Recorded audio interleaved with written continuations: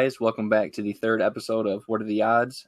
We apologize for not getting the episode up yesterday. We had some technical difficulties, but I'm here with Colin as always, and for the first time we have a guest, Tyler, or AKA Howie. Hello, everybody. Before we get into this, I would just first like to thank the hosts, Colin and Joe, for allowing me to be the first guest. I'm honored and ready to talk some sports. Yes, sir. All righty. So let's jump right into it. As a Lions fan, Matthew Stafford has went up to the management and asked for a trade. How do you guys feel about that?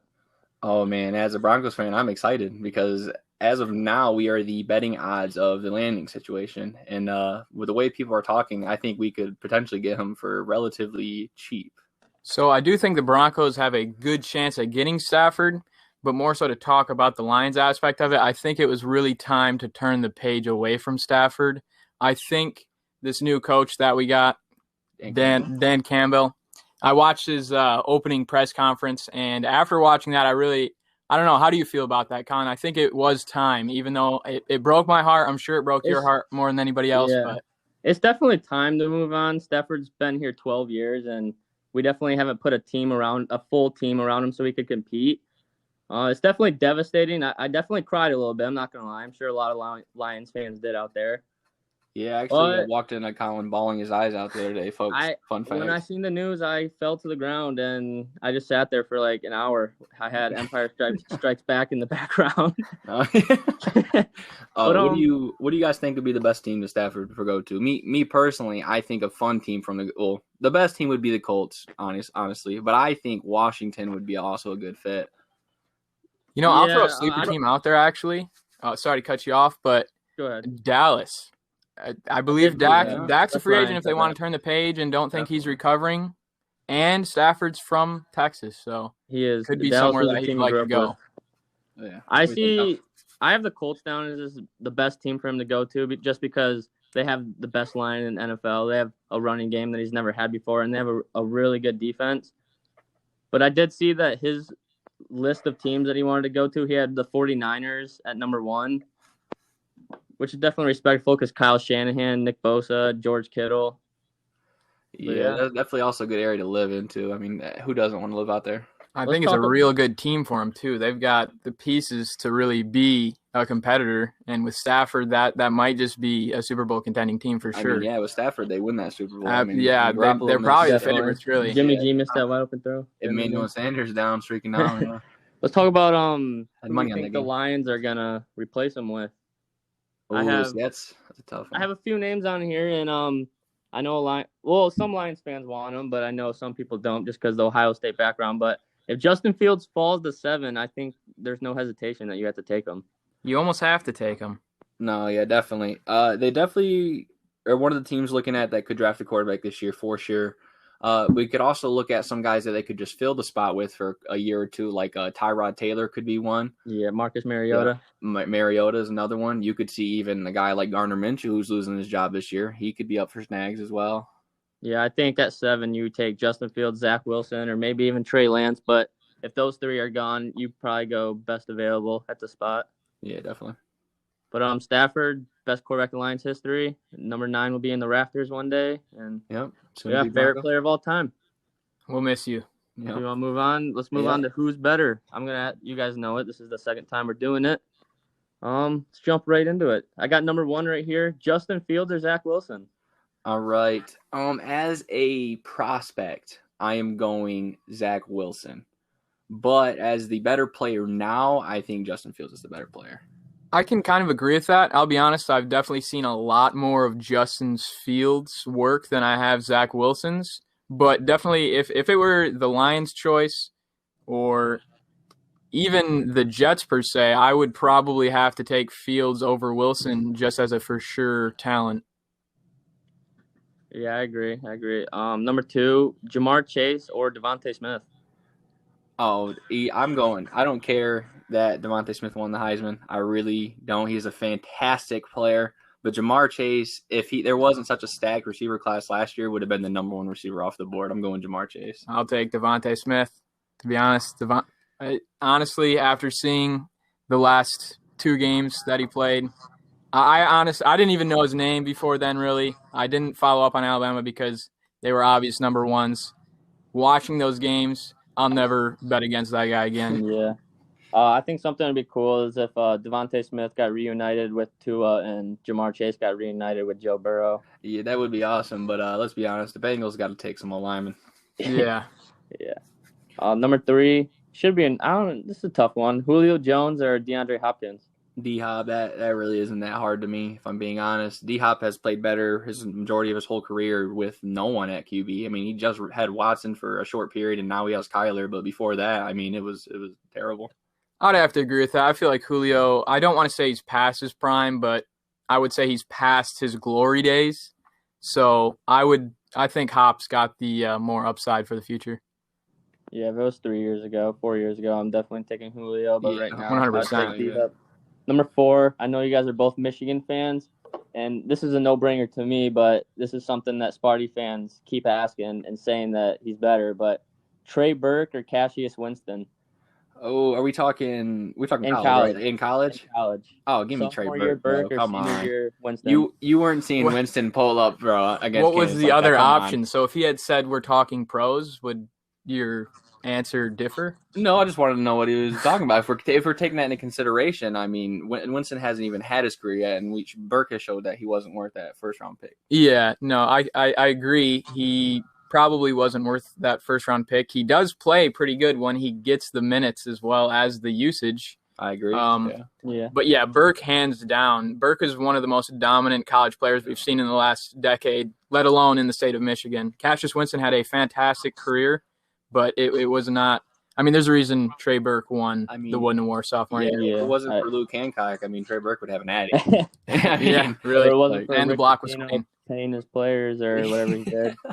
Got strippers for him, you never know. But shout out to Cassius Winston. He scored his first NBA bucket last week as well. Oh yeah, with a team that definitely could eventually get some playing time with too if they decide to blow it up. Yeah. Number 5, me and Joey were just talking about this one. Brett Favre or Aaron Rodgers? Oh goodness. Well, right now I am going Favre still, but obviously Rodgers has some years in the tank, and I think personally when he finishes his career, Rodgers will be better. But I just can't justify putting him above Favre yet. All right, we're all young. I know the three of us have seen a lot more of Rodgers than we have Favre, but honestly, Rodgers realistically could be one day the greatest of all time. Whoa. I think he's easily the best throwing quarterback in the NFL right now, behind Mahomes, barely. But I think after that, I mean, you've got Josh Allen's arm, but just the complete talent there, I think Aaron Rodgers over Favre all day. It's a different league, so he's not winning. Favre didn't have Brady either, so. I agree with that. I'm also taking Rodgers over Favre just because Favre was a gunslinger, but he threw a lot of picks. So did Peyton Manning. Yeah, that's fair, but Rodgers, he doesn't throw picks. He throws 4 a year. Yeah, Rodgers is a once-in-a-lifetime talent. As much as I hate to say it, as much as I hate the Packers, I mean, he's generational. Move on to number 6 here. Steph Curry or John Stockton? Steph Curry. If John Stockton was thrown in today's NBA, he would be like an average starter. I mean, he got steals back then, but the athletes are just bigger and stronger. And if you look at Stockton, he's just a little white guy. I really hate that comparison because that is just old basketball versus new basketball. You really can't win there. But Steph, honestly, is probably one of the most valuable players of all time as well. So Steph, easily. Making us look like chumps out here. Last one right here. Really. Last one right here. 2 of our favorite Michigan teams of all time. 2013, Trey Burke led Michigan, or 2017, Mo Wagner led Michigan? Oh, God. See, that's a tough one. But, man, go ahead, Howie. I'm gonna have to think on this. I would just like to say, Colin, I hate you for even making me think about this. But realistically, I think it would have to be, for me, the 2017 team. It was more of an underdog. The Jordan Poole shot. And that was the plane crash year too, right? Or was that the next year where they won the big? Yeah. Okay. The plane crash year was the year before 2017, I believe. I'm gonna go the Trey Burke DJ Wilson. because we're not talking about the best storyline. We were talking about who was the better basketball team. I mean, and yeah, Michigan had that Jordan Poole shot and stuff, but like that one shot changed the game. You know what I mean? Like they weren't not that we dominated like Houston when that happened. You know, it was just that's what it come down to. And the Trey Burke team was just winning dominantly. Yeah, but the Trey Burke team also had a shot that saved the season when Trey Burke pulled up from damn near half court against Kansas at the Sweet 16 game. That is true. That was more on the shot as well. Yeah, that was more. That was a bigger shot. Let's be honest. Yeah, 5 minutes in overtime. Domination down by that one. Well, we were down by 12 with under 4 minutes left. Yeah. 5 minutes left. That shot was a lot bigger than a 60. What are they? 60 Houston or something like that at the time. Who that shot was against? Jordan Poole. Yeah. Yeah, it's just a bigger shot. But yep.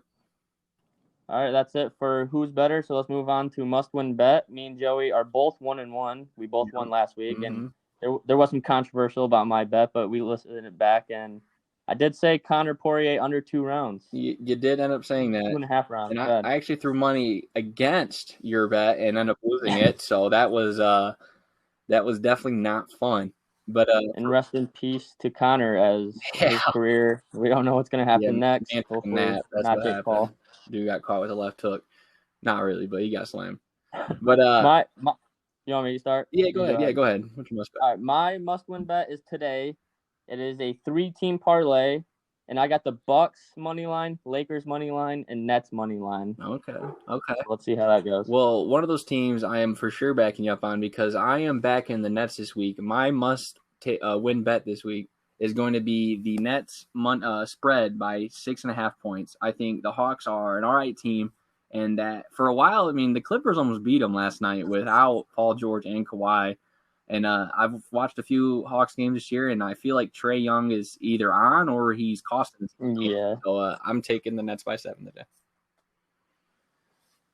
So for my pick, I'm going to go ahead and go with some college basketball, step away from the professional game.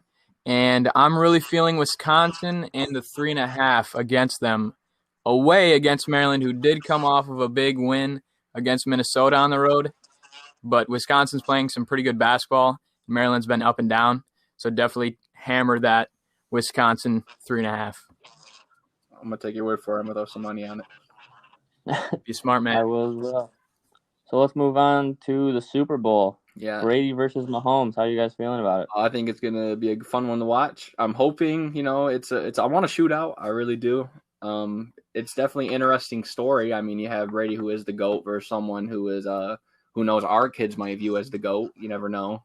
But it's definitely going to be a fun one to watch. Yeah, the NFL might just be fixed. I don't think there's a funner matchup, really. Is there anything else you could expect this year besides Brady versus Mahomes? Yeah, I guess. Who are you taking, Tyler? Realistically, my brain is thinking Chiefs. The heart's thinking Bucks. Okay. So I think I'd have to go Chiefs. But as we're all betting people right now, the Chiefs are getting, or the Bucks are getting 3.5. Who are you taking on if you were to bet on it? If I'm picking a side of the spread to bet on, man. Well, the Chiefs are a 30-point-a-game team, that's for sure. And the Bucks recently have been just as good. Although I think the Chiefs win the game, I would not be surprised if the Bucks 3.5 holds up and it's like a last-second field goal for the win, realistically. Really? I mean, Brady has he's in most games he plays. Yeah. I mean, he's shown he can throw for 500 yards if need be. So I think it's going to be a close one. Kansas City wins it, but the Bucks plus 3.5 holds up. yeah, I'm not sure. Honestly, I kind of feel like it's going to be one of two options. It's going to be Chiefs dominate or the Bucks win a close one. Brady didn't have a great game last week, and they were still able to win. He's going to have a great game for sure to beat Mahomes Chiefs. But yeah, if Brady has another 3-pick game, then I'll have the Chiefs by 2 or 3 touchdowns. Easily, you'd have to think. The over is 56. Would you guys take the over or under on that? Over 56. So 28 apiece. I'll take the over on that for sure. I'll take the over 56. It's going to be a shootout. I think I would probably take the under. I feel like a lot of Super Bowls end up being low scoring. A couple of years ago, I'm sure the Rams-Patriots was about 56, 13-3. and then ends up with less than 20 total. So I'd go with the under in this Super Bowl. I think I would take the over just because with the Chiefs playing, I don't think I could ever take the under with Mahomes and Tyler really hard and Travis Kelce. The real question is, should I bet on how long the national anthem is going to be again, Colin? You know, Demi did let us down Demi last let year, me down last year. I put money that Demi was gonna, sing it, and she just played the tune. So I really wonder who is gonna sing that, because that is gonna depend if I take it or not. And for anyone out there risky enough to bet on the coin toss, remember, tails never fails. You know what, bro? The sick thing about that is we did some research on how long Demi Lovato sings the national I know, anthem. and she was like over it. Every single video I've seen, she hit the over. Me too. She almost had to have known. She probably did. She knew the under. They said you've got 2 minutes 12 seconds, Demi. She's like, it was messed up. Yeah, for real. But so you guys want to move on to Michigan football or Michigan basketball? Absolutely. Michigan football. I would like to just say something about Michigan football. Michigan football. Simple question. Are you guys happy with Harbaugh staying? Well, I'm glad you asked this, Colin, because I am not happy with Harbaugh staying. I mean, I understand why he is staying. He's here to make sure we still get McCarthy. I mean, I don't really think that's hidden at all. But, I mean, in his time at Michigan, he's 1-4 in bowl games. He hasn't beaten Ohio State. He barely beats Michigan State. I mean, those are just scary games. And I don't know, man. I think it was while we had him, it was a cool little idea. We got talent, but I think it's better to go on and find someone younger who can motivate and really tend to the kids, I agree, but at this point, we've completely turned that page, and it's going to be Harbaugh. You'd have to think for at least 3 more years. I think it's a little bit more than him just staying for J.J. McCarthy. It would have been flat out embarrassing. We had all talked during the season that we figured that it had to have been Don Brown was going to be the scapegoat, and of course he was. But I will say, I kind of was ready to turn the page from Harbaugh. I was 50-50, but the moves he's made with the coordinator, all of the coaches hiring, I think we're turning in the right direction. I like this Mike McDonald that they're putting at defensive coordinator that they got from the Ravens. And then they added some former players as well, Mike Hart and Ron Bellamy a couple days ago. So I don't know how you could be upset with the direction they're going, minus the fact that he's still there. They're just trying to please us is what they're trying to do. I get it, but I think they'll play some good football. He's played decent football at Michigan. That's true. It's the quarterback play, so we're really banking on McCarthy to come in. It is. I just want to say, last point about it is he is still better than what Brady Hoke was doing and Rich Rod. That is facts. Yeah. So yeah, Harbaugh staying. He definitely had to get rid of Don Brown. That was the biggest thing. He brought in I would say a great recruiting class from what we've had. Donovan Edwards has today moved up to a 5-star, and now he's the 32nd best player. Yeah, he had in the playoffs, I think he had to win the state championship 240 yards and 4 touchdowns or something like that. Yeah, and Charbonnet leaving is going to open up room for the backfield. I think the biggest question going into this year is how Josh Gaddis handles that, because last year he was flip-flopping running backs in and out. And I hope he just finds a running back and sticks with him. Yeah, I would like to see it definitely more of a one-back kind of thing. Bring in some other guys to get some rest or just to switch up the look. But for the most part, we got to have a one-back that is the go-to. Do you think J.J. McCarthy is a day-one starter? Man, that's a tough one. I don't think there's any way. I don't see. Should be, but I don't think he will. He should be, but I don't think Harbaugh is the kind of guy to start a true freshman. Yeah, I agree. I don't see it. I don't see it either. I could see him getting a red shirt and even wait until his red shirt sophomore year. That's a Harbaugh move. Yeah, easily.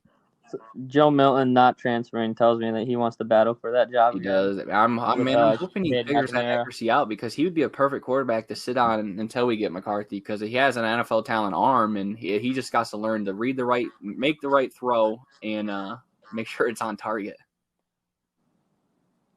So let's move on to Michigan basketball. And the first question I have for Michigan basketball, this one's going to suck. I didn't even want to ask this, but if you could choose right now, Juwan or John Beilein? Well, oh, goodness. Well, the answer kind of has to be Juwan. It really does. I think it does, too. It does. But, man, shout out Beilein. He did a lot for Michigan basketball, took a lot of small-name guys and made them into stars. I mean, look at Duncan. Duncan's coming from a D3 transfer. I mean, Rockman, was he a 1-star or 2-star? I mean, he really wasn't anything. But Trey Burke was only like a 2 or 3. Yeah, but Yeah. you know, what's it Walton. called? Yeah. But no, Juwan is making moves, man. He is getting people here, and he's playing some fun basketball to watch. You know, I'll how say Yeah, go ahead. we're always going to love Beeline. It's the same thing as Stafford. You're never going to root against the guy. But I think it was the perfect timing, the perfect passing of the torch to Juwan. I loved the hire right away. I knew he'd be able to be recruiting. I didn't think he'd recruit this good. But, yeah honestly, I don't think you would want to be with anybody but Juwan Howard as your head coach right now. Yeah. And people forget how good we are right now. We almost had Isaiah Todd and Josh Christopher come to Michigan and add to this team. And don't forget the class we have coming in next year. Yeah, no kidding. These aren't even Juwan's guys playing yet. No. Yeah, we got to wait till we get see some of Juwan's guys as juniors and seniors. That he recruited for his system. Yeah, it's going to be Michigan basketball is going to be really fun to watch for a long time. Wait till Dickinson. They are on a 2-week break, and they are ranked 4 right now, first in the Big Ten. But do you see them winning the Big Ten this year? I do see us winning the Big Ten this year. As for that number 4 spot, I don't know if these next 2 weeks are going to allow us to keep that spot. I'm hoping they do. I'm hoping they just give us the benefit of the doubt. But I think when come tournament time, we'll be a number 1 seed for sure. Yeah, this team is good. This is a top team in the nation. Yeah. I think there's the 3 obvious teams of Gonzaga, Baylor, and then I would put Michigan there. Those are my top 3, and I think other than that, it's a step down.